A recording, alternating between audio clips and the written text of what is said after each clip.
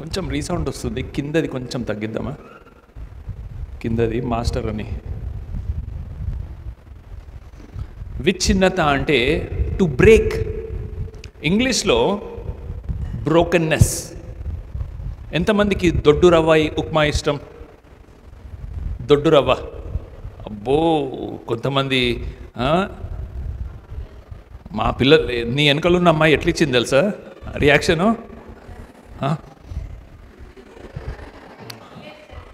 నేను పాయిజన్ అయినా తింటా కానీ దొడ్డు రవ్వను మాత్రం తినా. గుర్తుపెట్టుకో అమ్మా ఆమె పేరు. రైట్. దొడ్డు రవ్వ ఉప్మా, దాన్ని కొన్ని స్థలాల్లో, లేకపోతే ఇంగ్లీష్లో కూడా బ్రోకెన్ వీట్ అంటారట. బ్రోకెన్ వీట్ అంటే విరగ్గొట్టబడిన గోధుమ రవ్వ. సరే, నా పాయింట్ అంతా కూడా మీకు అర్థమైంది అనుకుంటాను. మనము మొదటి వాక్యంలో కూడా కొంచెం ట్రైలర్ చెప్పాను. విరగగొట్టబడాలి, నలగగొట్టబడాలి. మనం విరిగితేనే. మంచి మంచి చపాతీలు ఎలా తయారు చేయబడతాయి? గోధుమ పిండితో. గోధుమ పిండి ఎక్కడి నుండి వస్తుంది? గోధుమలు నలగొట్టబడతాయి, పిండి పిండి కిందికి చెత్తగొట్టబడతాయి. ఓకేనా? సో అలా మనం వాడే తినుబండారాల్లో ఏదైనా సరే అందరికీ చాలా చల్లటి పానీయం, జ్యూస్ ఎలా వస్తుంది? ఆ మ్యాంగోని పిండాలి, అప్పుడు మ్యాంగో జ్యూస్ వెళ్తుంది. గ్రేప్స్ని పిండాలి, జ్యూస్ వెళ్తుంది. సో నాకు ఇప్పటి వరకు మీకు నేను చెప్పాల్సిన పాయింట్ మీకు అర్థమైందని అనుకుంటున్నాను. మనము పిండబడాలి, లేకపోతే మనము విరగ్గొట్టబడాలి, లేకపోతే మనము నలగొట్టబడాలి. దాన్ని ఒక పదంలో చెప్పాలంటే విచ్ఛిన్నం అవ్వాలి. సో ఈరోజు మన టాపిక్ విచ్ఛిన్నము. ప్రియమైన విశ్వాసులారా, మన పాపాల నుండి, మన పాపాల విషయంలో మనము క్రైస్తవులుగా రెండు పదాలను బాగా వాడుతూ ఉంటాము. మారు మనస్సు, పశ్చాత్తాపము. చెప్పండి, మారు మనస్సు, పశ్చాత్తాపము. మారు మనస్సు అంటే ఏంటి? కొంతమంది దీన్ని ఇలా వాడతారు, కొంతమంది దీన్ని ఇలా వాడతారు. ఏది ఫస్ట్ వచ్చినా, ఏది సెకండ్ వచ్చినా that is not a problem. కానీ మారు మనస్సు అంటే ఏంటిది? మనస్సుని మార్చుకోవటం. ఓకేనా? నువ్వు వరంగల్ రూట్లో వెళ్తున్నావు, యూటర్న్ కొట్టి మళ్ళీ హైదరాబాద్ రూట్లో వస్తున్నావు, దాన్ని యూటర్న్ కొట్టడం అంటాం. నువ్వు నీ జీవితంలో, నీ ఆలోచనలలో, నీ బిహేవియర్లో, నీ క్రమశిక్షణలో ఒక డైరెక్షన్లో వెళ్తున్నావు. ఆ డైరెక్షన్ నచ్చక యూటర్న్ కొట్టి తిరిగి ఇంకొక డైరెక్షన్లో వెళ్తున్నావు చూడండి, దాన్నే మారు మనస్సు అంటాము. మంచివాడిగా జీవించినామనుకో, ఈ మంచితనంతో నాకు వచ్చేది లేదు, చచ్చేది లేదు. ఎందుకంటే లోకంలో ఎంతోమంది మోసగాళ్ళు జీవిస్తున్నారు. వాళ్ళు నాకంటే పెద్ద పెద్ద బిల్డింగ్స్ కట్టుకుంటున్నారు, నాకన్నా పెద్ద పెద్ద ఉద్యోగాలు ఉన్నాయి, లంచాలు తీసుకుంటున్నారు. లంచము తీసుకొని గవర్నమెంట్ ఆఫీసర్ ఉన్నాడా? పాపం 2-3 కలెక్టర్లంట అప్పుడు ఏదో ఒక ప్లాన్ని, లేకపోతే ఒక అర్జీని పెట్టారట. అది ఎంత వర్కౌట్ అయిందో లేదో నాకు తెలియదు. గవర్నమెంట్ ఆఫీస్ వాళ్ళ పిల్లలు గవర్నమెంట్ స్కూళ్ళలోనే చదివిపియాలని అప్పట్లో ఒక టాక్ వచ్చింది. ఒక కలెక్టరు చదివిస్తున్నారా? ఓకే. ట్రీట్మెంట్ కూడా గవర్నమెంట్ హాస్పిటల్ గురించి. మా అమ్మాయిలు రోజు వెళ్తూ ఉన్నారు, గాంధీకి వెళ్తున్నారు, ఎర్రగడ్డ దగ్గర ఉంటున్న మెంటల్ హాస్పిటల్కి వెళ్తున్నారు. అక్కడ పేషెంట్స్ మాత్రమే కాదు, ఇచ్చే ట్రీట్మెంట్ కూడా మెంటల్ వాళ్ళే ఉంటారట. తర్వాత నల్లకుంట ఫీవర్ హాస్పిటల్కి వెళ్తున్నారు. అన్ని గవర్నమెంట్ ఇన్స్టిట్యూషన్సే. ఎలా ఉంటుంది ట్రీట్మెంట్? ఎలా ఉంటుంది మీకు ఒకటి చెప్పాలా? లక్షలు తగిలేసి, మొన్న మా నాన్న నాకు ఈ హార్ట్లో మెషిన్ పెట్టించారు. ఫుల్గా నాకు ఇది ఇవ్వలేదు, ఏమంటారు, అనస్థీషియా ఇవ్వలేదు. ఓన్లీ లోకల్ అనస్థీషియా ఇచ్చి హార్ట్ ఆపరేషన్ చేస్తున్నారు. నొప్పి వస్తుంది. సడన్లో డాక్టర్ కేకేశాడు. ఎవడ్రా వాడు అన్నాడు. ఏమైంది సార్ అంటే, ఆపరేషన్ థియేటర్లోకి ఈగ వచ్చింది. ఆపరేషన్ థియేటర్లోకి ఈగ వచ్చింది. That is a very serious thing. ఓకేనా?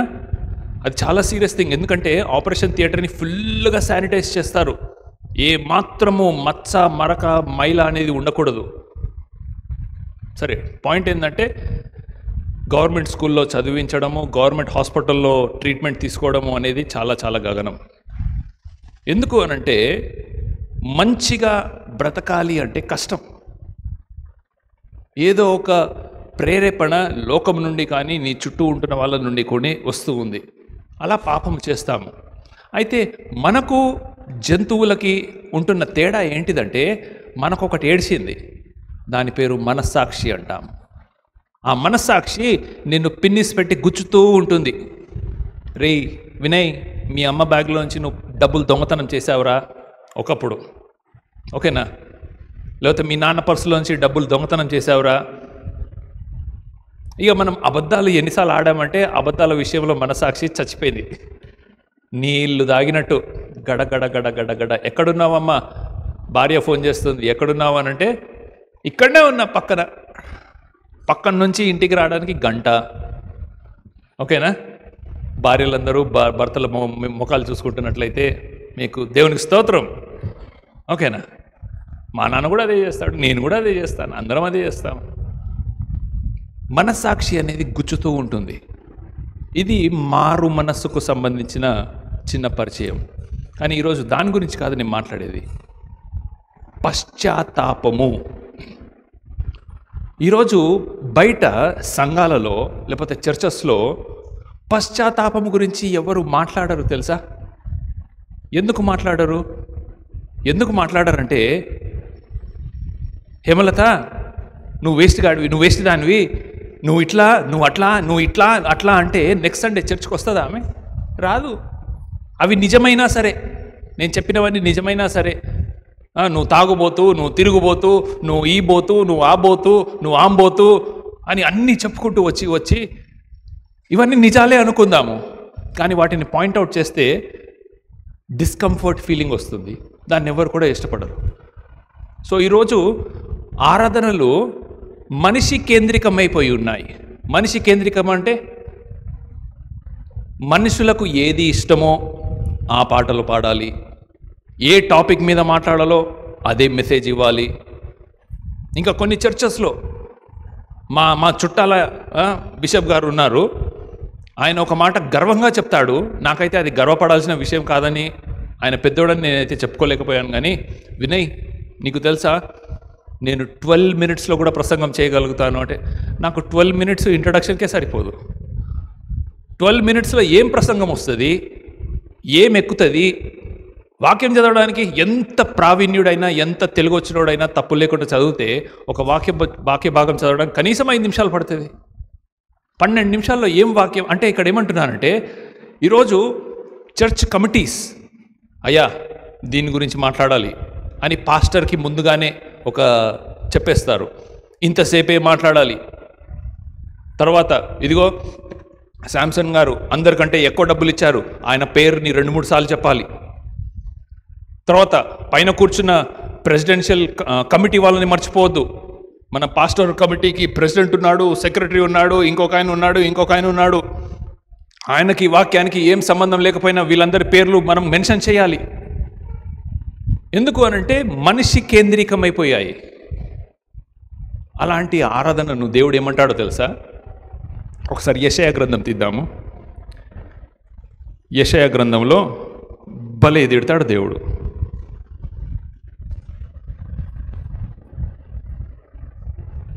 ఒకటో అధ్యాయము 10వ వచనము నేను చదువుతాను, మీరు చూడండి.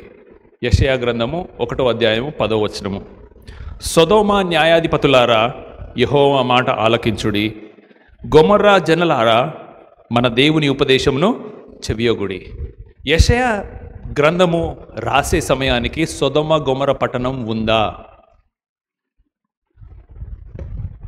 సొదొమ గొమొర్ర పట్టణము ఎక్కడుందో తెలుసా? బైబిల్లో ఆది కాండంలో ఉంది. ఆది కాండంలో లోతు వెళ్ళి సెటిల్ అయిన ప్లేస్ అది. దాంట్లో ఎంతో పాపము భయంకరంగా పెరిగిపోయింది.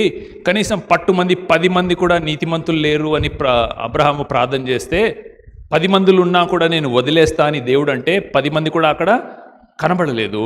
సో దేవుడు ఏం చేశాడు? దాన్ని ఆకాశం నుండి అగ్నిని పంపించి దాన్ని సర్వనాశనం చేసి దాన్ని చూడాలనుకున్న లోతు భార్య కూడా ఉప్పు స్తంభంగా మారిపోయింది. మరి యెషయా ఇక్కడ సొదొమ గొమొర ప్రజలారా, సొదొమ గొమొర జనులారా అని ఎందుకు రాస్తున్నాడు? ఇశ్రాయేలు వాళ్ళు అలాంటి వ్యక్తిత్వము కలిగిన, వెరీ గుడ్ విజయమ్మ, అలాంటి వ్యక్తిత్వము, అలాంటి పాపములో మునిగిపోయిన ఇశ్రాయేలు ప్రజలకు రాస్తున్నాడు ఈ మాటలు. మీరు నా జనులు, మిమ్మల్ని నేను పేరు పెట్టి పిలుచుకున్నాను, మిమ్మల్ని నేను ఏర్పాటు చేసుకున్నానని తన బిడ్డలుగా లెక్కించిన ఇశ్రాయేలు ప్రజలతో ఓ సొదొమ జనులారా, ఓ గొమొర పట్టణస్థులారా అని పిలుస్తున్నాడు. ఏమంటున్నాడు చూడండి, యెహోవా సెలవిచ్చిన మాట ఇదే, విస్తారమైన మీ బలులు నాకేలా, దహన బలులు, పొట్టేళ్ళు, బాగుగా మేపిన దూడల క్రొవ్వులను నాకు మొక్కిన, నాకు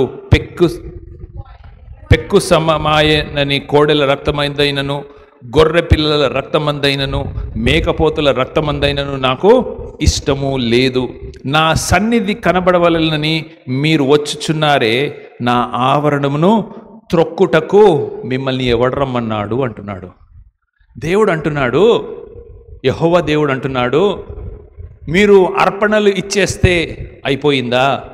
కానుకలు ఇచ్చేస్తే అయిపోయిందా?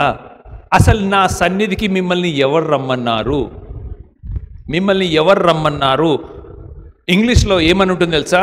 You are trampling my courts.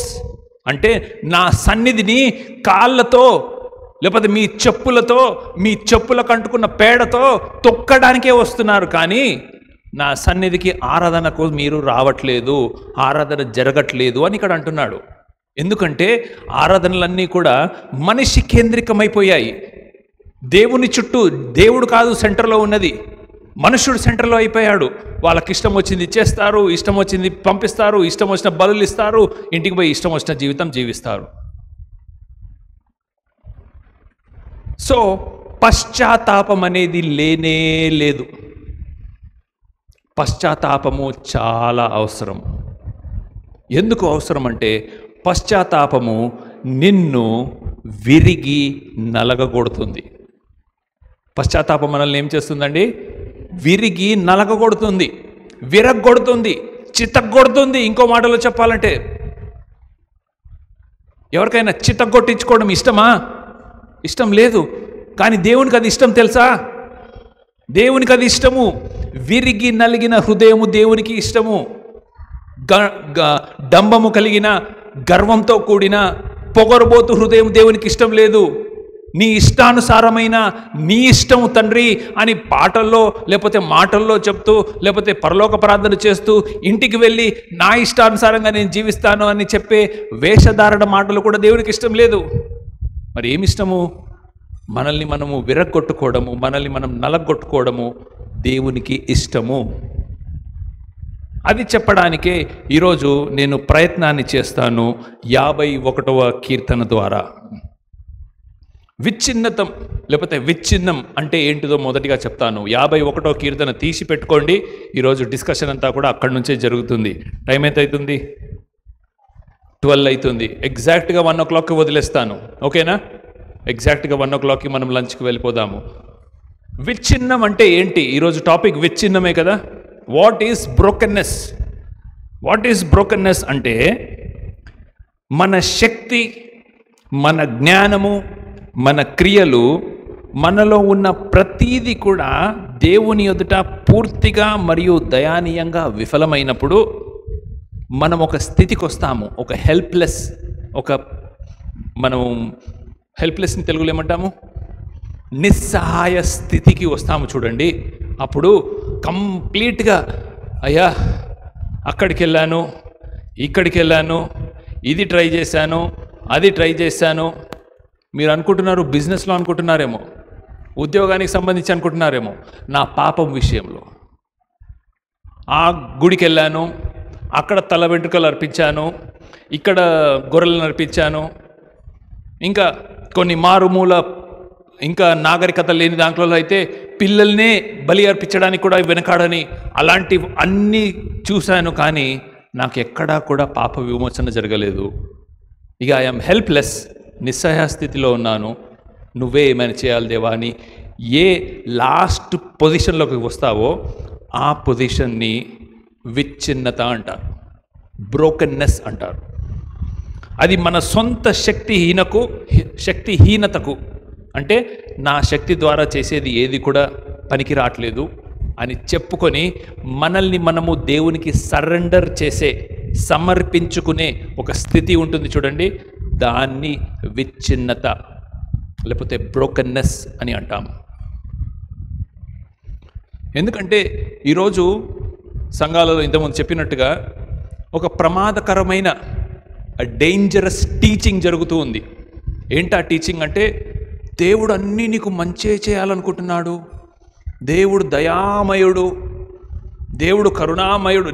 నేను ఇక్కడ ఎలాంటి మీకు సర్కాస్టిక్గా వినిపిస్తే ఎండింగ్లో నా పాయింట్ మీకు అర్థమవుతుంది. కొన్ని ఫోటోలలో యేసుక్రీస్తు ఫోటోలు ఉంటాయి కదా, కల్పనాకారులు లేకపోతే కొంతమంది కల్పనతో రాసిన చిత్రకారులు చేసిన ఫోటోలలో ఒక్క పింపుల్ కూడా ఉండదు, లాంగ్ హెయిర్ ఉంటుంది బార్బీకి ఉన్నట్టు. ఒక గొర్రె పిల్లని షోల్డర్ మీద వేసుకుంటాడు యేసుక్రీస్తు ప్రభు, వేసుకొని 2 చేతులు ఇలా చాచి ఆ 2 చేతులకి 2 హోల్స్ ఉంటాయి. ఇలా దా దా అని పిలుస్తున్నాడయ్యా యేసుక్రీస్తు ప్రభు. నువ్వు లేకపోతే దేవుడు చచ్చిపోతాడనే ఫీలింగ్లో మెసేజెస్ కూడా ఉంటాయి. యేసుక్రీస్తుని బైబిల్లో ఎప్పుడు అలా డిస్క్రైబ్ చేయలేదు తెలుసా. చేయాలంటే దానికి ఆపోజిట్గా చేశాడు. ఇంకా ప్రకటన గ్రంథంలో ఆయన తెల్లటి గుర్రం మీద వస్తున్నాడు, ఆయన కళ్ళలో నుండి అగ్ని జ్వాలలు వస్తున్నాయి, ఆయన చేతిలో ఖడ్గం ఉంది, గొర్రెపిల్లల యొక్క లేకపోతే గొర్రెల కాపరి యొక్క కర్ర లేదు. ఆయన తెల్లటి గుర్రం మీద ఎర్రటి అస్త్రము లేకపోతే అంగి వేసుకొని వస్తున్నాడు. ఆయన ముఖ కాంతికి ఎవరు నిలబడలేరు, ప్రభువులకు ప్రభువు, రాజులకు రాజు అని ఆయనకు నామము అని ప్రకటన గ్రంథం 19వ అధ్యాయంలో రాసి ఉంటుంది. కానీ ఈరోజు చర్చిలు ఎలాంటి దేవుణ్ణి చూపిస్తున్నాయి? అలాంటి భయంకరుణ్ణి చూపించట్లేదు. ఎందుకంటే అలాంటి భయంకరుణ్ణి చూపిస్తే ఇక్కడ ఎవరు కూర్చోరు, కానుకలు రావు, ఫాలోయింగ్ పెరగదు, మెసేజ్ ఎవరు వినరు. ఎవరు కావాలి నీకు? యేసుక్రీస్తు కావాలి. ఇదిగో రమ్మను. మళ్ళీ చెప్తున్నా, ఈ పాటకు నేను ఎక్కిరించటం లేదు, కానీ ఆయన రమ్మంటున్నాడు కరెక్టే. కానీ ఎవరైనా మీరు యూట్యూబ్లో కానీ లేకపోతే వాట్సాప్లో ఒక ఫోటో చూసారా? ఒక తల్లి తలుపు దగ్గర ఇట్లా ఉంటుంది, ఒక పిల్లోడు బుడదలో ఆడుకొని వస్తూ ఉంటాడు. వాళ్ళ అమ్మ ఉందా లేదా అని ఆ పిల్లోడు ఇట్లా తొంగి చూస్తాడు. తల్లి వెనకల చేతిలో ఏముంటుంది తెలుసా? కర్రో లేకపోతే ఒక చీపిరి కట్టో ఉంటుంది. ఎందుకుంటుంది? నువ్వు లోపడరా, నీ పని చేస్తా. అయితే ఆ పిల్లోడు తొంగి తొంగి చూస్తాడు. ఎందుకు? మా అమ్మ చేతిలో ఏమైనా ఉందా లేదా? పోనీ బయట పోయి ఆ పిల్లోడు బతకగలుగుతాడా? లేదు, ఇంటికే రావాలి వాడు. ఇంటికి వచ్చిన తర్వాత వాళ్ళ అమ్మ చేతిలో ఒకటి పడాలి, అప్పుడే అది క్రమశిక్షణ.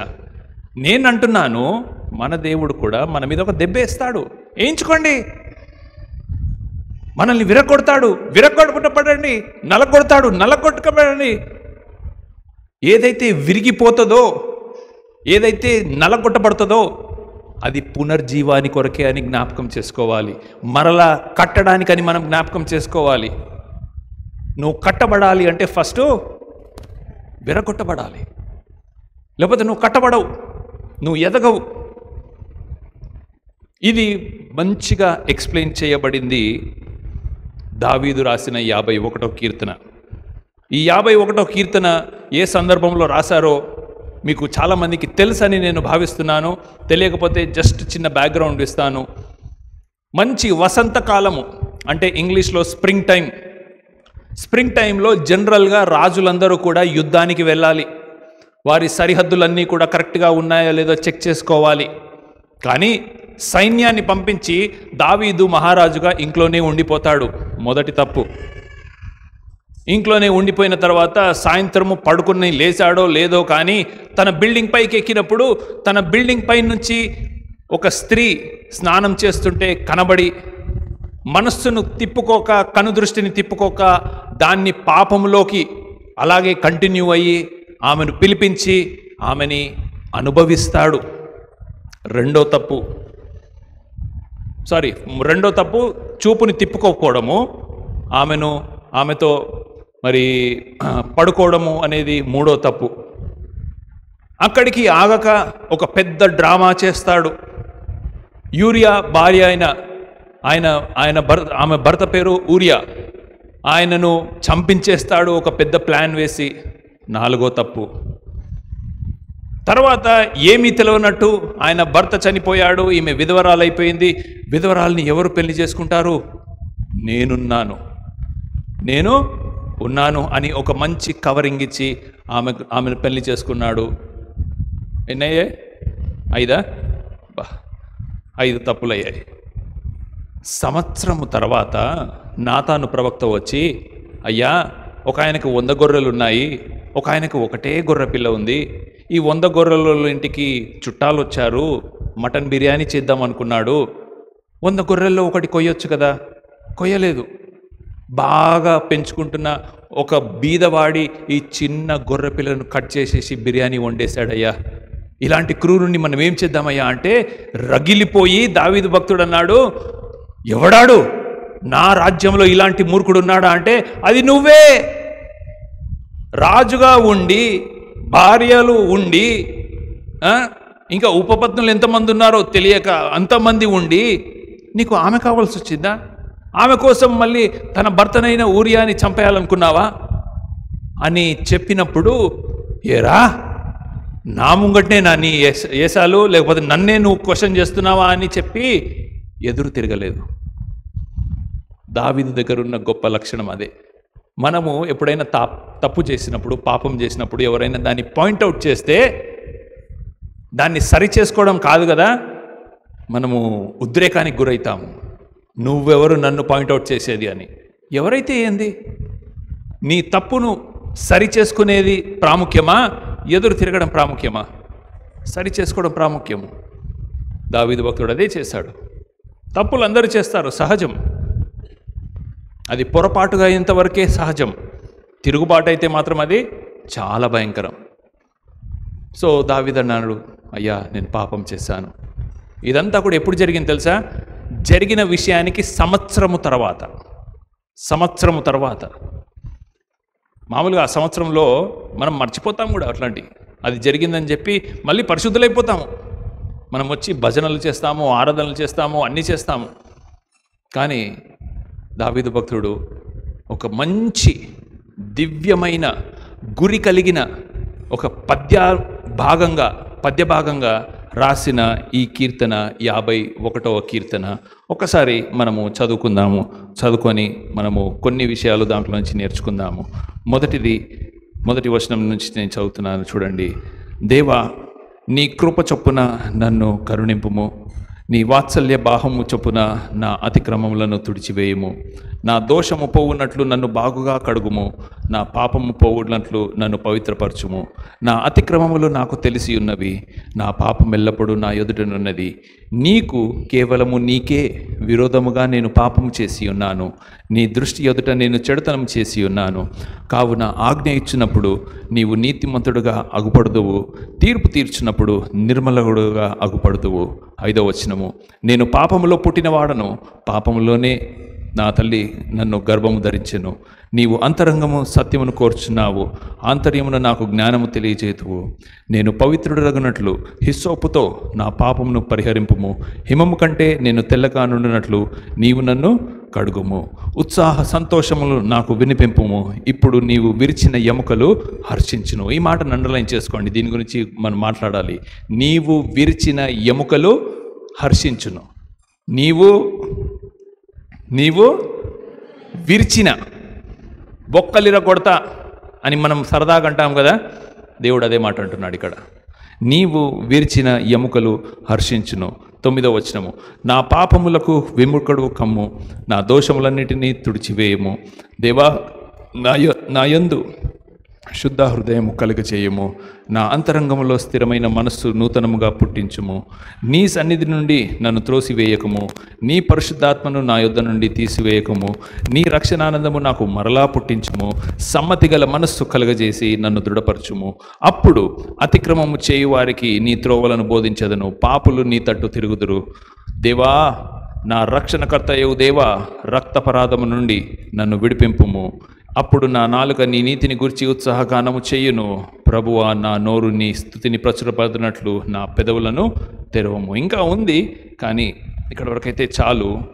ఈరోజు కొన్ని కారణాలు చెప్పాలనుకుంటున్నాను, కొన్ని రీజన్స్ నేను మీకు చెప్పాలనుకుంటున్నాను. దేనికి రీజన్స్ అంటే, విరగ్గొట్టడం మంచిది, నలిగిపోవడం మంచిది. What are the reasons that brokenness is appropriate? It is essential. ఎందుకు అంటే, మొట్టమొదటి కారణము విరగ్గొట్టబడము, లేకపోతే నలగొట్టబడము, విచ్ఛిన్నత ఎందుకు మంచిది అంటే, అది మన పాపము ఒక మరకగా మిగిలిపోతుంది. ఎంతమందికి సురుకు పడ్డది, లేకపోతే కాలింది? ఎంతమందికమ్మా? ఓకేనా? వంట చేసే వాళ్ళందరికీ కూడా కాలుతుంది కదా. కాలకుండా వంట చేసే వాళ్ళు గ్రేట్. ఓకేనా? సరే, నో ప్రాబ్లం. కాలిన తర్వాత ఏమవుతుంది? ఒక అచ్చు, ఒక మార్క్ పడిపోతుంది. దాన్ని మనం స్కార్ అని అనొచ్చు. లేకపోతే దెబ్బ తగిలినప్పుడు, ఇగో నాకు ఇక్కడ నుంచి ఇక్కడికి ఒక పెద్ద స్కార్ ఉంది, ఇక్కడ నుంచి ఇక్కడికి ఒక స్కార్ ఉంది. అదేదో ఇక్కడ కూర్చుంటే ఇది ప్లస్ అయిపోయేది, ఇక్కడ క్రాస్ లాగా. ఓకేనా? ఆపరేషన్ చేసిన వాళ్ళందరికీ కూడా స్కార్ ఉంటుంది. స్కార్ అంటే ఏంటంటే, మన ఆత్మలను మన పాపము గాయపరిచి మరక చేస్తుంది. మన ఆత్మలను పాపము గాయపరిచి మరక చేస్తుంది. కానీ సర్ఫెక్సలోడు ఏమన్నాడో తెలుసా? మరక మంచిది, మరక చాలా మంచిది. ఎందుకు మంచిది చెప్పండి? ఎందుకు సర్ఫెక్సలోడు ఆ ట్యాగ్ లైన్ పెట్టాడో చెప్పండి?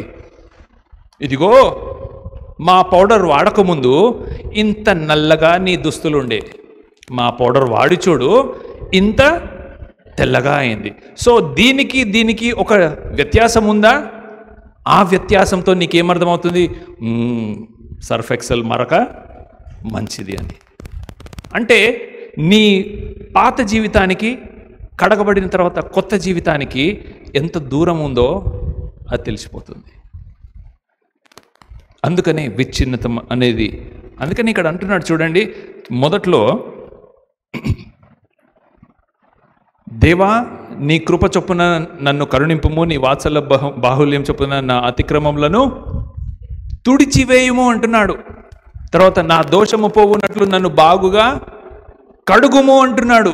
నా పాపము పోవునట్లు నన్ను పవిత్రపరచుము. ఈ మూడు పదాలు చాలు. ఒకటి తుడిచివేయటం, ఇంకొకటి కడగటం, ఇంకొకటి పవిత్రపరచడం. హీబ్రూ బైబిల్లో ఈ తుడిచివేయడం అనే పదము ఏ పదం వాడబడిందంటే, గుర్తుందా? ఆదికాండంలో దేవుడు నోవాతో మాట్లాడతాడు. ఏమని మాట్లాడతాడంటే, నేను ఈ ప్రపంచాన్ని తుడిచివేస్తా అంటాడు. సో ఈ తుడిచివేయడం, ఆ తుడిచివేయడం ఒకటే. ఎలా తుడిచివేయడం అంటే, పలకల మీద ఎంతమంది రాశారు? ఇప్పుడు జనరేషన్కి పలక అంటే తెలియదు. పలకల మీద రాసినప్పుడు, మేము చిన్నగా ఉన్నప్పుడు ఒక చిన్న స్పాంజ్ క్యారీ చేసేటోళ్ళం కదా. ఆ స్పాంజ్ని నీళ్ళలో ముంచుకొని తీసుకెళ్ళాలి. ఎందుకు? మామూలుగా తుడిపితే ఆ తెల్లదంతా కూడా దాని మీద అంటుకొని ఉంటుంది. కానీ ఆ స్పాంజ్ తెల్లది. ఒక్కొక్కసారి ఏం చేస్తాం, అరే ఇవన్నీ మనం చేసినవే, మీరు పెద్ద అమెరికా నుంచి వచ్చినట్టు ఫీల్ అవుతున్నారు. కానీ నీళ్లు దొరకకపోతే ఇంకా చాలా పానీయాలు ఉండేటి. ఓకేనా? సో ఆ స్పాంజ్తో తుడిస్తే క్లీన్గా స్లేట్ చాలా క్లీన్ అవుతుంది. ఓకేనా? అలా తుడిచివేయమని అంటున్నాడు దావీదు భక్తుడు. తర్వాత పవిత్రపరచు అనే మాటకు అర్థం ఏంటో తెలుసా? ఇప్పుడు లోకంలో కానీ మన క్రైస్తవ విశ్వాసంలో అయితే ఇలాంటి అలవాట్లు లేవని నేను అనుకుంటున్నాను. దానికి దేవునికి వందనాలు. లోకంలో వాళ్ళ దేవుళ్ళకి వాళ్ళు ఒక బలిని తీసుకొస్తారు. ఆ బలిని బాగా మేపుతారు. కదా. ఆ దూడనో, ఆ ఎడ్డునో, ఆ మేకనో, ఆ గొర్రెపోతునో బాగా వదిలేస్తారు. కొన్నిసార్లు అయితే తండాలో వదిలేస్తారనమాట. అది ఎక్కడ పోయి ఎవరి చేను తిన్నా కూడా దాన్ని ఎవరు కొట్టరట. ఎందుకంటే అది దేవునికి ప్రత్యేకింపబడినది. అలా నన్ను పవిత్రపరచు అంటున్నాడు. ఎందుకు పవిత్రపరచు అంటున్నాడంటే, నేను పాపంలో ఉండిన వాడను కాబట్టి ఫస్ట్ నన్ను కడుగు, నా పాపంనంతా తుడిచిపెట్టు. తర్వాత సంథింగ్ సెరమోనియల్కి, అంటే ఒక పవిత్రమైన కార్యానికి, అంటే ఇంకా చెప్పాలంటే ఇర్మియా భక్తుడు ఏమంటాడో తెలుసా? మొదటి అధ్యాయంలో, ఇర్మియా మొదటి అధ్యాయము ఒకసారి తీద్దామా? ప్రతిష్ఠించు అనే పదం వాడతాడు ఇర్మియా మొదటి అధ్యాయంలో. నేను నిన్ను ప్రతిష్ఠించుకున్నాను. ఆ పదాలు కనిపిస్తాయా? చూడండి ఒకసారి. 5వ వచనము చదవమ్మా. ఏమని సెలవిచ్చెను? గర్భములో నీవు రూపింపబడక మునుపే నిన్ను ఎరిగి తిని, నువ్వు గర్భము నుండి బయట పడక మునిపే నేను నిన్ను ప్రతిష్ఠ, అంటే తెలుసా? ప్రతిష్ఠించుకోవడం అంటే తెలుసా? విగ్రహ ప్రతిష్టన అంటారు, అంతేనా? టు సపరేట్ చేసుకోవడము. హైందవ కుటుంబంలో నుంచి వచ్చిన వాళ్ళకి మీకు తెలుసు, ఒక మంచి చకినాలో లేకపోతే పులిహోరనో లేకపోతే ఏదో ఒకటి వండుతారు. వండిన తర్వాత కొంచెం సపరేట్ తీసి పెడతారు. ఎవరికి? అది వారి దేవుడికి నైవేద్యం. అది ఎవరు ముట్టొద్దు, అది ఎవరు ముట్టొద్దు. It is separated and it is only for God. ప్రతిష్ఠించుకోవడం అంటే అలా దేవుని కోసం సపరేట్గా తీసి పెట్టింది.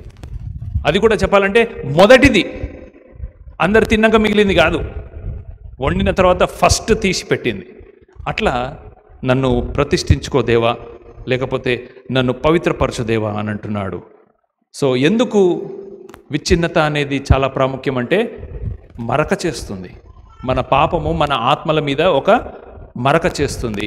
ఆ మరక నుండి మనం దేవుడి నుండి ఎంత దూరం వచ్చామో మనకు తెలుసు. కాబట్టి అది విచ్ఛిన్నత అనేది చాలా చాలా ప్రాముఖ్యత. రెండో కారణము ఎందుకు విచ్ఛిన్నత, విరిగిపోవడము, నలిగిపోవడము చాలా ఇంపార్టెంట్ అంటే, అది జ్ఞాపకాలను తయారు చేస్తుంది. ఏం చేస్తుంది? జ్ఞాపకాలను సృష్టిస్తుంది. జ్ఞాపకాలంటే ఏంటి?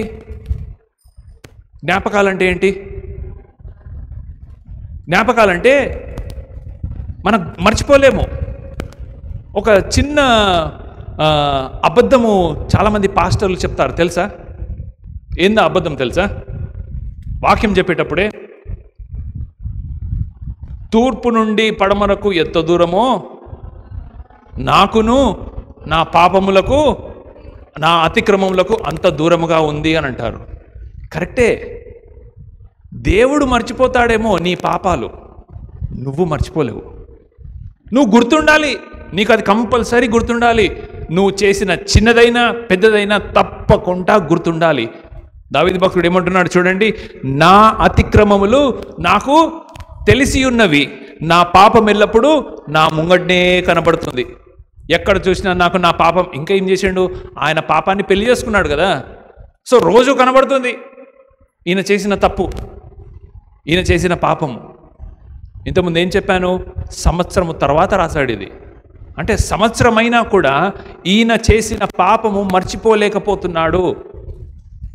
సో విచ్ఛిన్నత ఎందుకు మనకు అవసరం అంటే, విచ్ఛిన్నత ఎందుకు ప్రాముఖ్యమైనదంటే, మనకు జ్ఞాపకాలు ఇస్తుంది. అయితే జ్ఞాపకాలతో నీ ఉంటున్న ఒక ప్రాబ్లం ఏందో తెలుసా? ఇప్పుడు ఎంతమంది మీరు ట్రిప్పులకు వెళ్ళారు కుటుంబంతో?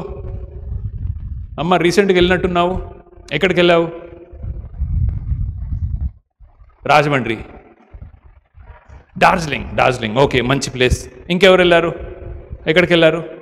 గోవాకి.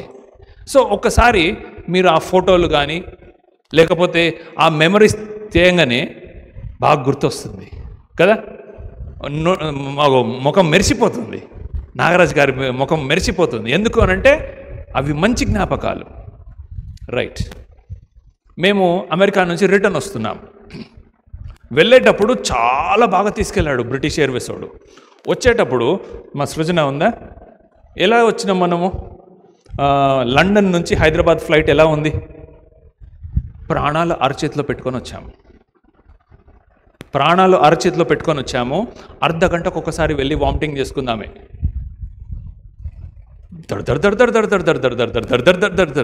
దిగంగానే ఫస్ట్ ప్రార్థన చేసుకొని నేను సచ్చినా ప్లేన్ ఎక్కా ఇంకా అని చెప్పింది.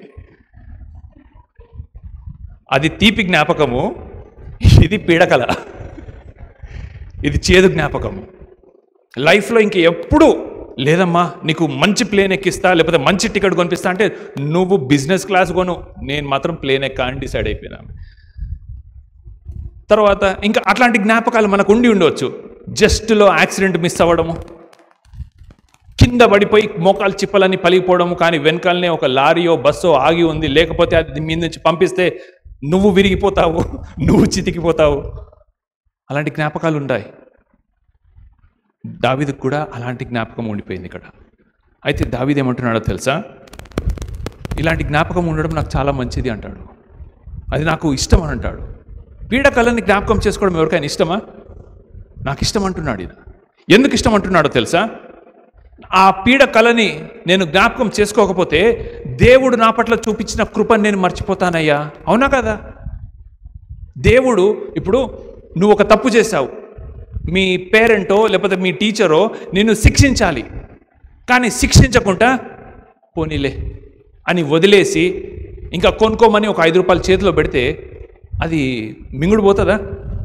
మనుషులకైతే మింగుడు పోదు, మిగతాల సంగతి నాకు తెలియదు. కానీ ఎందుకు అనంటే నాకు శిక్ష పడాలి, న్యాయంగా చూస్తే నాకు నొప్పి కలగాలి, న్యాయంగా చూస్తే నాకు ఫైన్ పడాలి, న్యాయంగా చూస్తే నేను చేసిన పాపాలకు దేవుడు నన్ను నిద్రలో రాత్రే లేపేయాలి. కానీ ఇంకొక రోజు ఇచ్చాడయ్యా, అది దేవుని కృప. సో అందుకని ఆ జ్ఞాపికలు నన్ను విరగొట్టడానికి చాలా అవసరం. ఇంకా అంటాడు, నేను ఒకవేళ ఆ జ్ఞాపికలను నేను మర్చిపోలేకపోతే ఆ తప్పును మళ్ళీ చేస్తానేమో. ఓకేనా? కరెంట్ షాక్ ఎంతమందికి తగిలింది? ఓకే, అనుకోకుండా తగిలిందా? అనుకొని తగిలిందా? అనుకోకుండానే తగులుతుంది. అనుకొని ఎవరికైనా తగులుతుందా? ఫస్ట్ ఆఫ్ ఆల్ అతనికి తెలివి లేదనుకుందాం.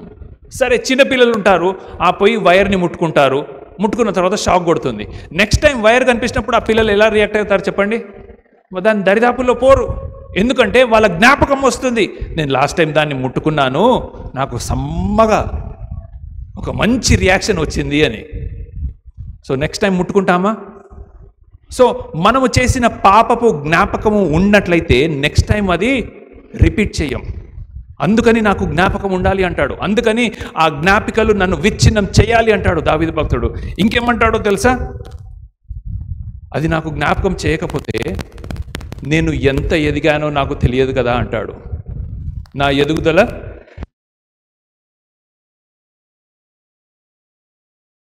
ఎదుగుదల ఎంత వచ్చిందో నాకు తెలియదు కదా అంటాడు. ఇప్పుడు చేస్తున్నారు అనుకుంటా, కానీ ఒకప్పుడు చేస్తున్నారో లేదో తెలియదు. పిల్లలు ఎదుగుతూ ఉన్నప్పుడు వాళ్ళ గడపలు ఉంటాయి కదా, ఇదిగో 6 సంవత్సరాలకి ఇక్కడున్నాడు, ఒక గీత హైట్ వైస్, 8 సంవత్సరాలకి ఇంత అయ్యాడు, 10 సంవత్సరాలకి ఇంత అయ్యాడు. ఎవరికైనా ఉందా అలవాటు? సరే, లేకపోవచ్చు, కానీ కొంతమందికి ఉంటుంది. అంటే ఏంది, ముందు ఇంత ఉండే నా శారీరక ఎదుగుదల, తర్వాత ఇంత అయింది, తర్వాత ఇంత అయింది, తర్వాత ఇంత అయింది అని ఎదుగుదలను మనము కొలుచుకుంటాం. శారీరక ఎదుగుదలనే కొలుచుకుంటుంటే మరి మన ఆత్మీయ ఎదుగుదలను ఎవరైనా కొలుచుకుంటున్నామా? ఎప్పుడైనా కొలుచుకుంటున్నామా? ఎట్లా కొలుచుకుంటాం చెప్పండి? ఒకవేళ కొలుచుకోవాలని ఉన్నా కూడా మన ఆత్మీయ ఎదుగుదల ఎలా కొలుచుకోబడుతుంది అంటే ఇదిగో నీ పాపపు జ్ఞాపికలు నిన్ను జ్ఞాపకం చేస్తాయి. నువ్వు ఒకప్పుడు తాగుబోతుగా ఉండే, ఇప్పుడు ఇలా ఉన్నావు. ఒకప్పుడు నువ్వు తిరుగుబోతుగా ఉండే, ఇప్పుడు నువ్వు ఇలా ఉన్నావు. ఒకప్పుడు నీకు లేని అలవాట్లు లేవు, ఇప్పుడు నువ్వు ఉపవాస ప్రార్థనలు చేయగలుగుతున్నావు. ఒకప్పుడు నువ్వు సినిమా పాటలు పాడుతుండే, ఇప్పుడు దేవుని కోసం పాటలు పాడుతున్నావు. ఇది నీ ఎదుగుదల. ఈ ఎదుగుదల ఎట్లా సాధ్యం అంటే నాకు జ్ఞాపకం ఉన్నప్పుడే. నేను మర్చిపోయాను అనుకో, దేవుడు చేసిన మంచిని మర్చిపోతాను, నా ఎదుగుదలను మర్చిపోతాను, అన్నిటిని మర్చిపోతాను. సో పాపం అనేది దేవుడు తూర్పుకు పడమరకు ఎంత దూరమో దేవుడు మర్చిపోతాడేమో, కానీ మనం మర్చిపోకూడదు. మర్చిపోయినప్పుడే మన పనికిరానితనం గుర్తొస్తుంది, ఆయన కృప గుర్తొస్తుంది. మనం ఎంత పాపులమో గుర్తొస్తుంది, ఆయన ఎంత పరిశుద్ధుడో గుర్తొస్తుంది. అందుకని దావీదు అంటాడు, నా పాపము నా ఎదుట ఎప్పుడూ ఉన్నది. ఇంకా ఏమంటాడో తెలుసా? మూడవ పాయింట్, ఎందుకు విచ్ఛిన్నత అవసరము. మొదటిది ఏమని చెప్పాను? మన పాపము మన ఆత్మల మీద మరక చేస్తుంది అని చెప్పాను కదా, ఒక మరకను మిగులుస్తుంది అని చెప్పాను. ఎందుకు మనము విరగొట్టబడాలి, నలగొట్టబడాలి అంటే నెక్స్ట్ది ఏంటన్నా, ఎందుకంటే పాపము జ్ఞాపకాలను సృష్టిస్తుంది, ఆ మెమరీస్ ద్వారా మనం ఎదుగుతాము. మూడవది, మన పాపము పరిశుద్ధమైన దేవుని మీద ఒక తిరుగుబాటు చేస్తుంది, లేకపోతే దేవునిపై దాడి చేస్తుంది. 4వ వచనం చూడండి ఒకసారి, 51:4. నీకు కేవలము నీకే విరోధముగా నేను పాపం చేసి ఉన్నాను. అక్కడ ఆగిపోదాము. ఈయన చేసిన పని ఏంటి? ఓపెన్గా మాట్లాడదాం, ఏమి సిగ్గుపడొద్దు. దావీదు భక్తుడి గురించి ఇట్లా మాట్లాడుతున్నారు పాస్టర్ గారు మీరు అనుకోవచ్చు, కానీ will talk about the facts. ఆయన పాపం, మీరు షుగర్ కోటింగ్ చేయకండి, పచ్చి భాషలో చెప్పండి. ఒక అమ్మాయిని మానభంగం చేశాడు. మీకు తెలుసో లేదో కానీ అప్పుడు రాజుల కాలంలో గుర్తుందా, సమూయేలు ఏమంటాడో? ఇశ్రాయేలు ప్రజలందరూ కూడా మాకు రాజు కావాలని ఏడిస్తే సమూయేలు వచ్చి అంటాడు, పిచ్చి పట్టిందా మీకు రాజు వస్తే, 1, ఆయన మీ పొలాలను గుంజుకుంటాడు, 2, మీ మీద బాగా ట్యాక్స్ వేస్తాడు, పన్నేస్తాడు, 3, మీ స్త్రీలని ఆడపిల్లల్ని కూడా వాడుకుంటాడు, ఉంచుకుంటాడు. ఆయనని ఎవరు ఏం చేస్తున్నావు అని అడిగే అధికారం ఉండదు, ఎందుకంటే ఆయన రాజు. ఆ మాట అన్నాడా లేదా? విన్నారా వీళ్ళు? లేదు. మేము మునుగుతాము, నిండా మునుగుకి చలి ఉండదని మేము మునుగుతామని చెప్పి మాకు రాజు కావాలన్నాడు. ఇదిగో రాజు వచ్చాడు. రాజు వచ్చిన తర్వాత నేను ఇంత చెప్పబోయే పాయింట్ ఏంటిదంటే, నేనే రాజు అనుకోండి, నా రాజ్యంలో నాకు ఎవరైనా స్త్రీ నచ్చితే, ఆమె పెళ్ళైన ఆమె అయినా సరే, పెళ్లి కాని కన్య అయినా సరే, నువ్వు నాకు కావాలి అంటే ఆమె వచ్చి లొంగిపోవాల్సిందే, లేకపోతే ఆమెని ఆమె కుటుంబకులందరినీ కూడా చంపేసేవారు. అప్పట్లో రాజరికం అలా ఉండేది. సో ఈమెని బలవంతంగా మనం టీవీలలో చూసినట్టో బయట విన్నట్టో మానభంగం చేసి ఉన్నాడో లేదో, కానీ ఈమెని పిలిచినప్పుడు ఆమె లొంగిపోయింది. సో ఎస్, ఆమెను మానభంగం చేశాడు. కొన్ని ఇంగ్లీష్ ట్రాన్స్లేషన్స్లో అలానే రాయబడి ఉంది, బలవంతం చేశాడని రాయబడి ఉంది. అయితే ఈయన పాపము ఎవరి పట్ల చేశాడు? ఎవరితో చేశాడు? బత్షెబాతో, ఆమెను బలవంతం చేసే విషయంలో. తర్వాత ఆయన ఇంకో పాపం ఏం చేశాడు? మర్డర్, ఆమె భర్త అయిన ఊరియాతో. సో ఈయన పాపం ఎవరి పట్ల చేశాడు? బత్షెబాతోను ఊరియాతోని. కానీ ఇక్కడ ఏం మాట్లాడుతున్నాడు చూడండి 4వ వచనంలో, నేను బత్షెబా పట్ల కాదు, ఊరియా పట్ల కాదు, కానీ సర్వోన్నతుడైన దేవుని పట్ల, అంటే నీ ఎదుట ఏమనుంది? నీకు కేవలము నీకే విరోధముగా. కేవలం అంటే ఏంది? ఇంకెవరికి కాదని అర్థం. కేవలం నీకు మాత్రమే నేను విరోధము చేసి ఉన్నాను, నీ దృష్టికి నేను చెడుతనం చేసి ఉన్నాను. ఎందుకు ఈ మాట అంటున్నాడంటే, బత్షెబా ఎవరు? నీ స్వరూపము. ఎందుకంటే మనుషులమందరము మనము దేవుని స్వరూపంలో చేయబడ్డవారము. ఊరియా ఎవరు? నీ యొక్క కుమారుడు, నువ్వు ఏర్పాటు చేసుకున్న ఒక మంచి ఆర్మీ కమాండర్. సో నీ పట్ల, వీళ్ళ పట్ల, ఈ మనుషుల పట్ల నేను పాపము చేసినట్లయితే నీ పట్ల నేను పాపము చేసినట్టే. అప్పట్లో కొంతమంది అనేటోళ్ళు ఏం చేసినా, ఇప్పుడు ఫర్ ఎగ్జాంపుల్ నేను రాజు అనుకోండి, నేను ఒక స్థలానికి వెళ్ళలేదనుకోండి, నా బదులు నా కొడుకునో లేకపోతే నా రైట్ హ్యాండ్నో, నా నమ్మకమైన ఒక బంటునో పంపిస్తాను. వాణ్ణి మంచిగా చూసుకుంటే నన్ను మంచిగా చూసుకున్నట్టే, వాణ్ణి తిడితే నన్ను తిట్టినట్టే, వాని మాట వింటే నా మాట విన్నట్టే. ఇప్పుడు అదే దృష్టితో, అదే దృక్పథంతో వాళ్ళతో పాపం చేస్తే నాతో పాపం చేసినట్టే. అది ఇక్కడ పాయింట్. అందుకని అంటున్నాడు, కేవలము నీకే నేను విరోధముగా చేసి ఉన్నాను. బత్షెబా కాదు, ఊరియా కాదు, నాతాను ప్రవక్త కాదు, లేకపోతే ఇశ్రాయేలు జనము కాదు. కేవలము నీకు మాత్రమే నేను పాపము చేసి ఉన్నాను. కానీ ఈరోజు ప్రపంచంలో ఒక డిఫరెంట్ క్రీస్తుని వాళ్ళు పరిచయం చేస్తున్నారు. ఏమని పరిచయం చేస్తున్నారంటే, ఇంతకుముందు చెప్పాను కదా, రమ్మనుచున్నాడు. ఎందుకంటే దేవుడు చాలా సున్నితమైన వాడు, నువ్వు లేకపోతే ఆయన చచ్చిపోతాడు అనే బిల్డప్, పిక్చరైజేషన్ జరుగుతుంది. ఎలా జరుగుతుంది అంటే, దేవుడు నీ కోసం వెయిట్ చేస్తున్నాడు. నేను చిన్నప్పుడైతే అది నాకు నచ్చింది, కానీ పెద్దగా అయిన తర్వాత నాకు దేవుడిచ్చిన జ్ఞానం ద్వారా నాకు ఒక ఇలిస్ట్రేషన్ నచ్చలేదు. ఏందా ఇలిస్ట్రేషన్ తెలుసా? ఒక ఎగ్జాంపుల్. ఒక ఆయన పోయి అడిగాడంట, యేసుక్రీస్తు నిన్ను ఎంతగా ప్రేమిస్తున్నాడు అంటే, నన్ను ఎంతగా ప్రేమించి అలానే చేతులు అట్లనే సిలువ మీద చనిపోయాడయ్యా అని. వినడానికి బాగా ఉన్నా దాంట్లో థియాలజికల్ సత్యం ఎలాంటిది లేదు. వినడానికి అది వినసొంపుగా ఉన్నా, అందుకనే కదా బైబిల్లో ఉంది, కల్పనా కథలు, మన చెవులకుండే దురదను పోగొట్టే మాటలు చాలా ఉన్నాయి. ఇంతకుముందు నేను అన్నాను కదా, ప్రకటన గ్రంథంలో అసలు సిసలు యేసుక్రీస్తుని ఎలా పోర్ట్రేట్ చేశారో ఒకసారి చదువుదాము. ఓపెన్ చేయండి. ప్రకటన గ్రంథము 19వ అధ్యాయము 11వ వచనము. ప్రకటన 19:11.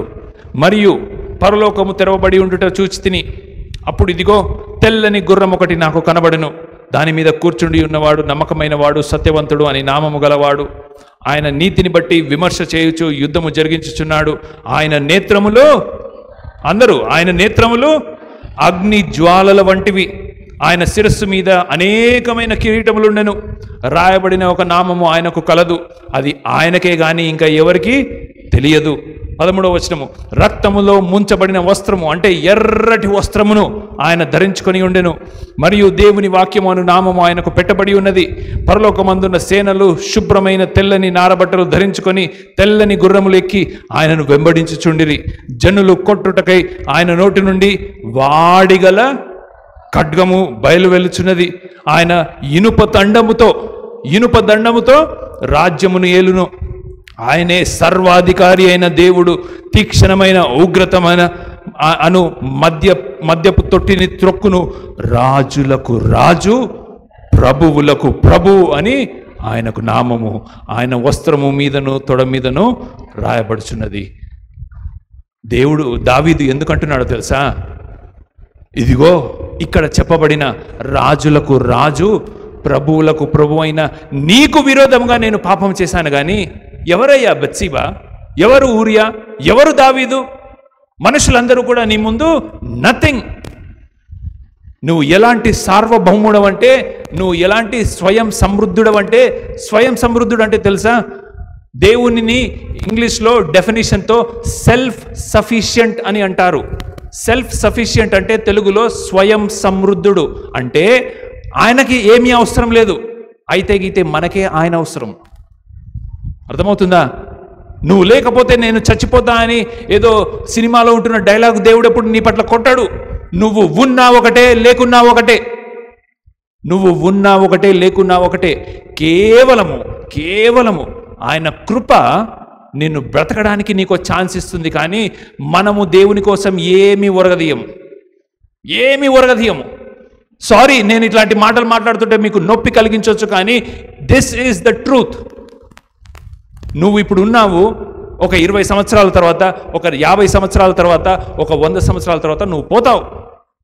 పోయిన తర్వాత నీ ఆస్తి, నీ అంతస్తు అంతా కూడా ఇంకెవరో తీసుకుంటారు. ప్రపంచం ఇంకా అలానే తిరుగుతుంది, ఏం ఫరక్ పడదు. కానీ నువ్వు ఆయనను అంగీకరిస్తే, నువ్వు ఆయనను నీ రక్షణకర్తగా అంగీకరిస్తే నీకు ఫరక్ పడుతుంది, నాకు ఫరక్ పడుతుంది. ఎలాంటి ఫరక్ పడుతుందంటే నిత్యత్వం ఆయనతో ఉండగలిగే ఒక గొప్ప ఫరక్ పడుతుంది.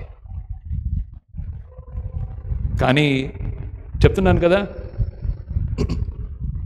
నేనుండాలేనయ్యా, లేకపోతే కొన్ని పాటలు ఉన్నాయి, ఆరాధన అనే మాటను ఒక 10 సార్లు అంటే అది క్రైస్తవ పాట అయిపోతుంది. జీసస్ జీసస్ జీసస్ అని ఒక 20 సార్లు అంటే అది క్రిస్టియన్ పాట అయిపోతుంది. థియాలజీ లేనటువంటి, రక్షణ అనుభవం లేనటువంటి, బయట డిస్కోతెక్లలో లేకపోతే పబ్లలో అలాంటి వ్యక్తిత్వం కలిగిన వాళ్ళు క్రైస్తవ పాటలు రాస్తున్నారు. ఈరోజు అన్ని కూడా చర్చెస్లో అవే పాడుతున్నారు. That is not the way God should be portrayed. దేవుడు అలాగా చిత్రీకరింపబడలేదు బైబిల్లో. ఇక్కడ ఒక మాట ఏముంది చూడండి, 15వ వచనంలో. మనం ఇంతకుముందు ప్రకటన 19 చదివాం కదా. 15వ వచనంలో ఆయన ఇనుప దండముతో రాజ్యమేలును. ఇనుప దండం అంటే ఏంటో తెలుసా? బంగారం లేక ఇనుప చేయించుకున్నాడని కాదు అర్థం. అక్కడ తొక్కి నారదీస్తాడని అర్థం. పచ్చిగా మాట్లాడుతున్నా నేను. ఇనుప దండం అంటే నీకు ఏం చేసినా నడుస్తుంది అట్లాంటిది కాదు. ఇనుప దండము అంటే స్ట్రిక్ట్. ఆయన పరిశుద్ధుడు. పరిశుద్ధమైన దేవునికి విరోధముగా నేను పాపము చేసి ఉన్నాను. అగ్ని జ్వాలలు తన కళ్ళ నుండి వచ్చే దేవునికి విరోధంగా నేను పాపము చేసి ఉన్నాను. వాడిగల ఖడ్గము ఆయన దగ్గర ఉంది. అందరినీ కూడా ఒక్క పోటుతో వేసేయడానికి రెడీగా ఉంటున్న న్యాయాధిపరుడైన దేవునికి విరోధంగా నేను పాపం చేసి ఉన్నాను. కాబట్టి ఇది కేవలము పొరపాటు కాదు, ఇది తిరుగుబాటు. నువ్వు పాపం చేసినప్పుడల్లా కూడా, ఎవరికైనా డబ్బులు మోసం చేసినప్పుడల్లా, ఎవరితోనైనా నువ్వు మానభంగం చేసినప్పుడల్లా, ఎవరినైనా దోచుకున్నప్పుడల్లా, ఎవరితో మాట అన్నప్పుడల్లా, ఎలాంటి పాపము నువ్వు చేసినప్పుడల్లా జ్ఞాపకం చేసుకోండి, నువ్వు ఆ మనుషుని పట్ల కాదు నువ్వు పాపం చేసింది, దేవుని పట్ల నువ్వు చేసిన తిరుగుబాటు. తిరుగుబాటుదారులు దేవునికి ఇష్టులా అసహ్యులా? అసహ్యులు. 40 సంవత్సరాలు ఎందుకు పట్టింది ఇశ్రాయేల్ వాళ్ళకి కానాన్ దేశం రీచ్ అవడానికి? తిరుగుబాట్లు. గునుగడం, సనగడం, తిరుగుబాటు. ఆయన మాట నువ్వు విని ఉంటే, ఆయన మాట చెప్పినట్టు ఫుల్గా నమ్మేసి ఉంటే వారంలో వెళ్ళిపోయేటోళ్ళు. వారంలో గట్టి కొడితే 2 వారాల్లో. కానీ 40 సంవత్సరాలు జల్లడ పట్టాల్సి వచ్చింది వాళ్ళని. తిరుగుబాటుదారులను, సనిగేవారిని, గునిగేవారిని దేవుడు అందరినీ కూడా ఊడగొట్టేశాడు అరణ్యంలోనే.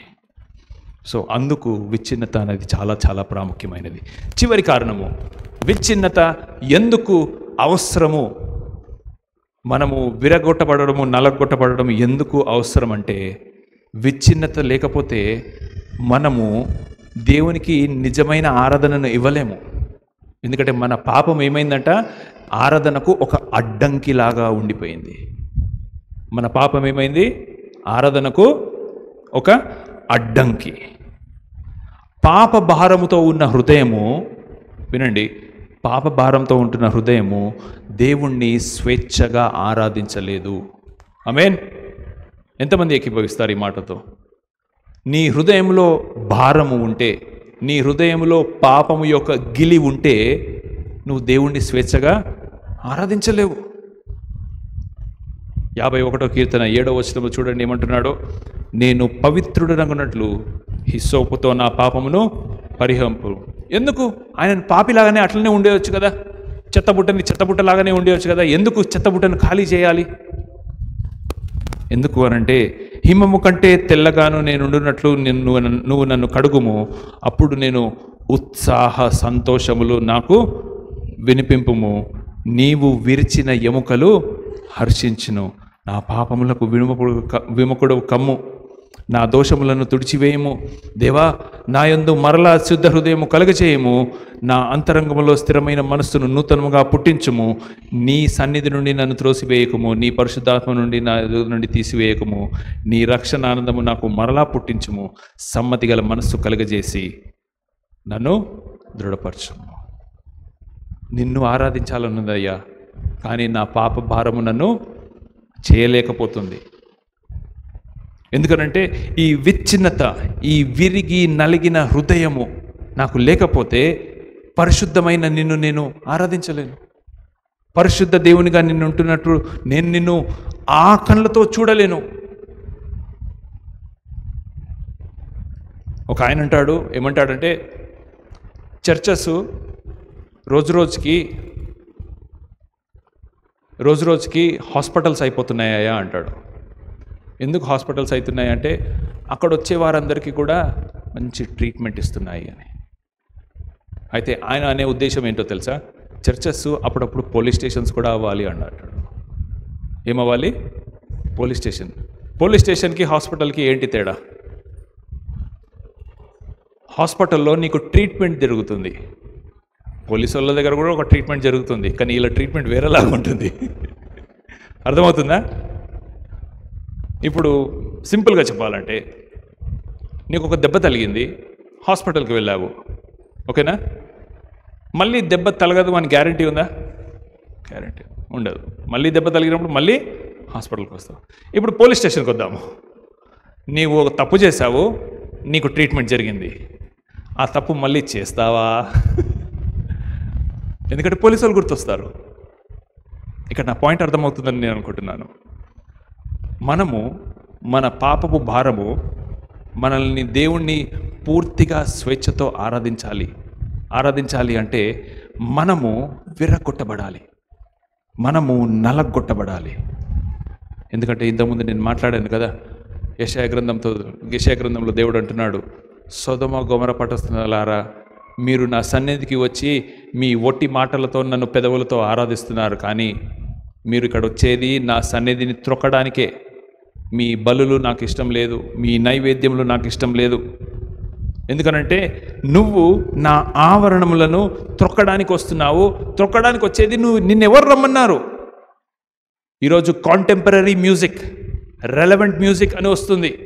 అంటే నీకు ఏది వినాలనుకుంటున్నావో, నీ చెవులకు ఏదైతే సమ్మగా దురద పెడుతుందో అలాంటి మెసేజెస్ వస్తున్నాయి, అలాంటి పాటలు కూడా వస్తున్నాయి. మీరు ఇంటికి వెళ్ళి ఇంట్రెస్ట్ ఉంటే ఒక హోంవర్క్ ఇస్తాను, చేయండి. మీకు నచ్చిన పాటలు ఒక 10 రాయండి, లేకపోతే 5 రాయండి. 5 కాదు, 2 రాయండి.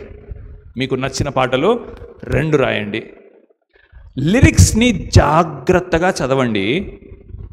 నేను నేను నేను అని ఎక్కువ మెన్షన్ చేసి ఉందా, నువ్వు నువ్వు నువ్వు అని ఎక్కువ మెన్షన్ చేసి ఉందా చూసుకోండి మీరే. మీకు నచ్చిన పాటలు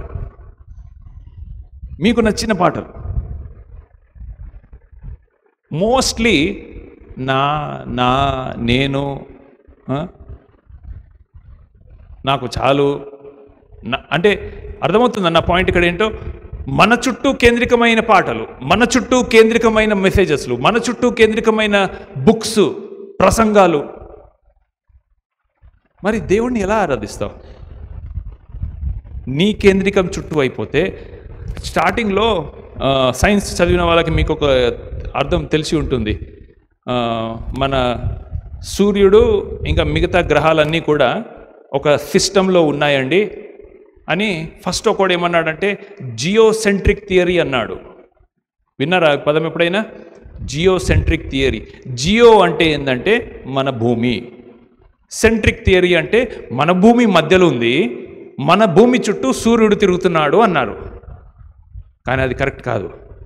తర్వాత ఇంకొంతమంది టెలిస్కోప్లో వాళ్ళు పరిశోధనలు చేసి హీలియోసెంట్రిక్ థియరీ అన్నారు. హీలియో అంటే సూర్యుడు, సెంట్రిక్ అంటే సెంటర్లో ఉంది. సో సూర్యుడు సెంటర్లో ఉన్నాడు, భూమి ఏ ఆకారంలో తిరుగుతుంది? ఇక్కడ మంచి మాట. ఏ ఆకారంలో తిరుగుతుంది? ఏ ఆకారంలో తిరుగుతుంది? గట్టిగా. గుండ్రంగా కాదు, గుడ్డు షేప్లో తిరుగుతుంది. దాన్ని ఇంగ్లీష్లో ఎలిప్టికల్ అంటారు, తెలుసా? గుండ్రంగా తిరగట్లేదని మీకు అర్థమయ్యేటట్టు చెప్తాను. గుండ్రంగా తిరిగితే సెంటర్ నుండి ఇటు వెళ్ళినా సేమ్ డిస్టెన్స్. అప్పుడు ఇక్కడ ఉన్నప్పుడు చలికాలమే ఉండాలి, ఇక్కడ ఉన్నప్పుడు చలికాలమే ఉండాలి, ఇక్కడ ఉన్నప్పుడు చలికాలమే ఉండాలి, ఇక్కడ ఉన్నప్పుడు చలికాలమే ఉండాలి. కానీ మనకు సంవత్సరం అంతా చలికాలమే ఉంటుందా? సంవత్సరం అంతా ఎండాకాలం ఉంటుందా? పోనీ సంవత్సరం అంతా వానాకాలం ఉంటుందా? అది ఇంకా ఎక్స్ప్లెయిన్ చేయడానికి ఆయా కాలాలలో ఆయా చెట్లకు ఆయా పండ్లు వస్తాయి, అవునా కదా? ఆయా కాలాలలో ఆయా జంతువులు పిల్లలను ఈనుతాయి. లేకపోతే సంవత్సరం పొడుగు మనకు మామిడికాయలు రావాలి, అవునా కదా? సంవత్సరం పొడుగు మనకి డ్రాగన్ ఫ్రూట్స్ రావాలి. అవుతున్నాయా అట్లా? దేవుడు ఎంత బ్రిలియంట్గా చేశాడు కదా దేవుని సృష్టిని కూడా. దగ్గర ఉన్నప్పుడు అది వేడి, సో ఎండాకాలం. కొంచెం దూరం వెళ్ళినప్పుడు, ఎందుకంటే గుడ్డు షేప్లో దగ్గర వెళ్తుంది, దూరం వస్తుంది. గుడ్డు షేప్ తెలుసు కదా అందరికీ. సో మన భూమితో పాటు ఉంటున్న ఇంకా 8 గ్రహాలన్నీ కూడా గుడ్డు షేప్లో తిరుగుతాయట. సో ఇలా ఎంత సృష్టిని అసలు ఏమాత్రము మన మనుష్యుని ఆలోచనకు అంతుపట్టలేనటువంటి రీతిగా దేవుడు తయారు చేసి మనకి లైఫ్ ఇచ్చి మనం ఇంత చేస్తే మనం ఏం చేస్తున్నాము? నువ్వు కాదు దేవా ఇంపార్టెంట్, నేను. ఈ ప్రపంచం అంతా నా చుట్టూ తిరగాలి, ఈ లైఫ్ అంతా నా చుట్టూ, నేనే ఇంపార్టెంట్. ఒకసారి గుర్తుపెట్టుకోండి, దేవుడు ఎంత న్యాయవంతుడంటే లోక పాపాన్ని మోసుకు వెళ్ళడానికి ఆయన కుమారుణ్ణి బలి ఇచ్చాడు. అవునా కదా? ఆయన కుమారుణ్ణి బలి ఇచ్చాడు. ఆ సిలువ యొక్క భారాన్ని తన కుమారుని మీద పెట్టి ఒత్తి ఆయనను చంపగలిగిన దేవుడు నిన్ను నన్ను వదిలేస్తాడని ఎట్లా అనుకుంటున్నాం? ఆలోచించండి. నువ్వేం చేసినా నడుస్తుందని ఎట్లా అనుకుంటున్నాం మనం? ఆలోచించండి. అసలు ఎంత ధైర్యం మనకు అది?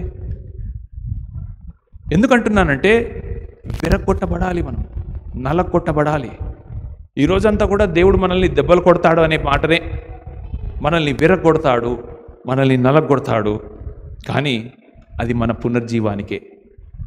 విరిగి నలిగిన హృదయము మనకు కావాలి. నాకు ఇంకా కావాలి దేవా. నా పాపము నీ ఎదుట ఒక మరకగా అయిపోయింది. నా పాపము నిన్ను మనస్ఫూర్తిగా ఆరాధించలేకపోతున్నాను. నా పాపము జ్ఞాపకాలను సృష్టిస్తుంది. ఇదిగో నా పాపము నీ ఎదుట ఒక అడ్డంకిగా ఉంది. అందుకనే నువ్వు నన్ను విరుచుదేవా, నన్ను విరగొట్టుదేవా. అయిపోయింది. చివరిగా ఒక మాట ముగించేస్తాను. 51వ కీర్తనలో ఇప్పుడు కొంచెం గ్రామర్ నేర్పిస్తాను, తెలుగు గ్రామర్. నామవాచకం అంటే తెలుసా? ఏంటిది? పేరు, ఊరు, వస్తువు, ఎక్సెట్రా ఎక్సెట్రా. సర్వనామం అంటే నామవాచకానికి బదులుగా వాడేది. దాని తర్వాత విశేషణము అంటే అడ్జెక్టివ్, నామవాచకాన్ని వర్ణించే పదము. వినయ్ ఎత్తుగా ఉన్నాడు, ఎండ బాగా వేడిగా ఉంది, కూర బాగా తప్పగా ఉంది. వర్ణన పదాలు. 4వది క్రియాపదాలు. క్రియాపదాలు అంటే యాక్షన్, వర్బ్ అంటాం ఇంగ్లీష్లో. 51వ కీర్తనలో బోలెడు క్రియాపదాలు ఉన్నాయి. మొదటి వచనం నుంచి రండి ఒకసారి.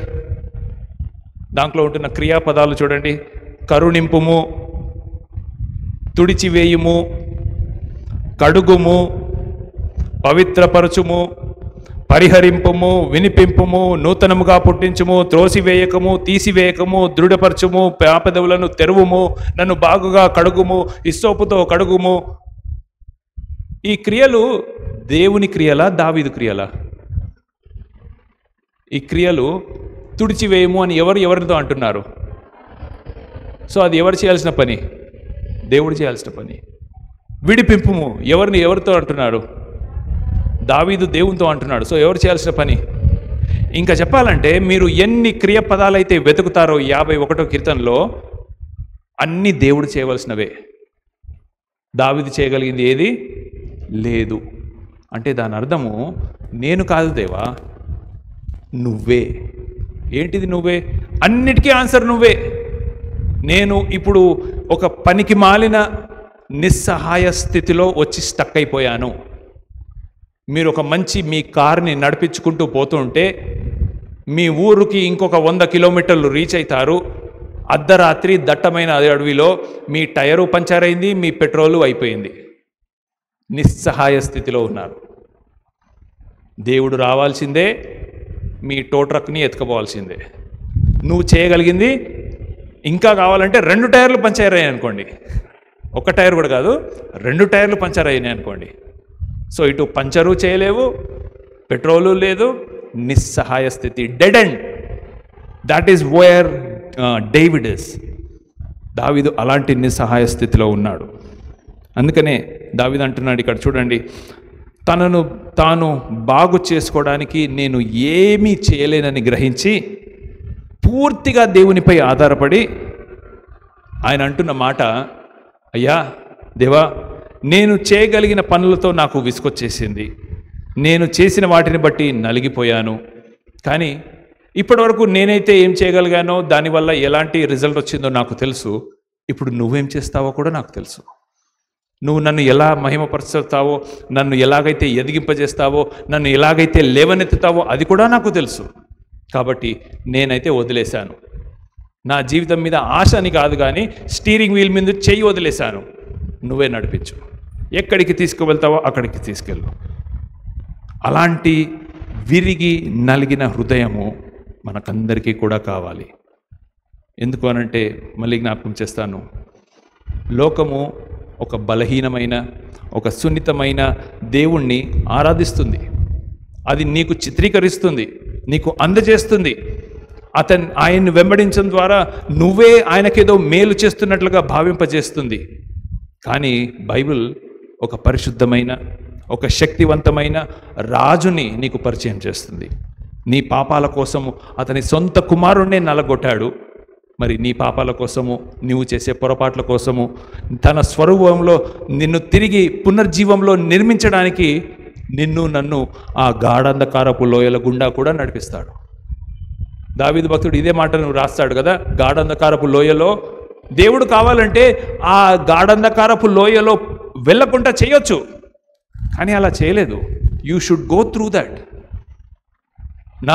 మా దేవుడు మమ్మల్ని రక్షించగలిగిన సమర్థుడు. రక్షించకపోయినా షడ్రక్ మెషక్ అభిజ్ఞగోళమైన మేము నిన్ను మొక్కము, మా దేవుణ్ణి మొక్కుతాము.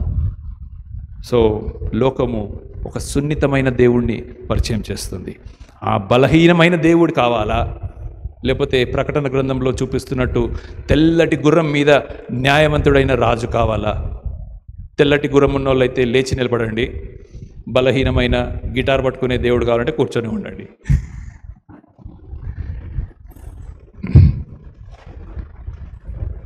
నాకైతే నా తప్పుని తప్పు అని నన్ను నలగొట్టే దేవుడే కావాలి. ఎందుకంటే నేను నా ఎదుగుదలను తెలుసుకోవాలి కదా. నా ఎదుగుదలను నేను తెలుసుకోవాలి. నేను ఒకప్పుడు ఎక్కడున్నానో, ఇప్పుడు ఎక్కడున్నానో నేను తెలుసుకోవాలి. సో నాకు అద్దం లాంటి దేవుడు కావాలి, సుత్తె లాంటి దేవుడు కావాలి, నన్ను సరిచేసే దేవుడు కావాలి.